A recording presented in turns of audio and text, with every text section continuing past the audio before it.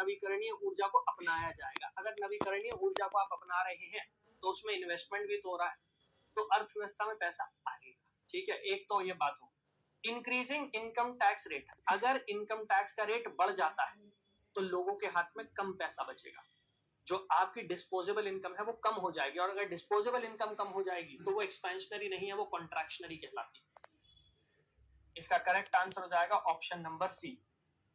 Participation rate reflects the proportion of working age population currently employed. The unemployment rate in periodic labor force survey includes individual engaged in informal work. The periodic labor force survey to measure those survey focuses exclusively on formal sector employment. Labour force, तो labour force में तो जो formal sector में employed है वो भी आएगा और इनफॉर्मल वाला भी आएगा। इनफैक्ट इंडिया में ज्यादातर लोग जो एम्प्लॉयड है वो तो इनफॉर्मल सेक्टर में ही है, ऑलमोस्ट 90%। तो अगर हम इनफॉर्मल सेक्टर को हटा देंगे फिर तो लेबर फोर्स में आप चीजें कैलकुलेट ही नहीं कर पाओगे, क्योंकि आपके यहाँ तो ओवरवेलमिंग मेजॉरिटी इनफॉर्मल सेक्टर में ही काम कर रही है। So when we are saying periodic labor force survey, अगर आप यहाँ पर सिर्फ फॉर्मल सेक्टर को ही कैलकुलेट करने वाले हो, फॉर्मल सेक्टर से रिलेटेड डेटा जो है उसी को गैदर करने वाले हो, फिर तो ये डेटा सफिशिएंट हो ही नहीं सकता, क्योंकि overwhelming majority of Indians are working in informal sector. हमारे यहाँ ज्यादातर जो श्रमिक काम कर रहे हैं वो असंगठित क्षेत्र जो है उसी में काम कर रहे हैं, तो वो तो गैर औपचारिक क्षेत्र वालों को कंसिडर नहीं करोगे तो एक रियलिस्टिक डेटा कभी आ ही नहीं पाएगा आपके पास। उस बात को ध्यान रखना।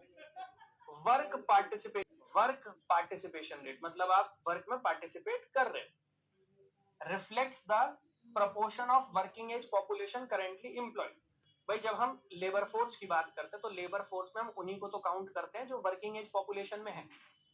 अगर कोई 15 साल से कम है या कोई 60-65 ईयर से ज्यादा है तो उसको लेबर फोर्स में थोड़ी हम काउंट करेंगे, वो लेबर फोर्स नहीं। लेबर फोर्स है 15 से 60 या 65 साल, वो जो ब्रैकेट होता है वो। ठीक है, अब जब हम कह रहे हैं वर्क पार्टिसिपेशन रेट तो मतलब यही होगा ना कि लेबर फोर्स में वो लोग जो वर्क में पार्टिसिपेट कर रहे हैं, नाम से वही रिफ्लेक्ट हो रहा है ना। So work participation rate reflects the proportion of working age population currently employed, जो लोग काम कर रहे हैं, तो ये तो करेक्ट हो जाना चाहिए। सेकेंड, अनएम्प्लॉयमेंट रेट, बेरोजगारी दर। बेरोजगारी मतलब वो लोग जो अवेलेबल हैं लेकिन उन्हें काम नहीं मिल पा रहा है, ठीक है, एक्टिवली वर्क सीक कर रहे हैं। The unemployment rate in periodic labour force survey includes individual engaged in informal work. जैसा मैंने अभी मेंशन किया, वो लोग जो असंगठित क्षेत्र में काम कर रहे हैं, अनौपचारिक क्षेत्र में काम कर रहे हैं, अगर आप उन्हें अनएम्प्लॉयड घोषित कर दोगे तो भाई 90% आपकी वर्कफोर्स ऑटोमेटिकली अनएम्प्लॉयड है।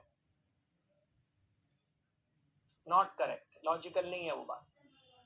अंडर एम्प्लॉयमेंट का मतलब क्या होता है? अंडर एम्प्लॉयमेंट का मतलब ये होता है मुझे जितना काम चाहिए, मैं जितना काम चाह रहा हूं, I am seeking that work, वो मुझे नहीं मिल पा रहा है। जितना चाहिए काम मिल रहा है लेकिन जितना चाहिए उतना नहीं मिल पा रहा। Under employment rate is a key metric used in periodic labour force survey to measure those working less than desired hours.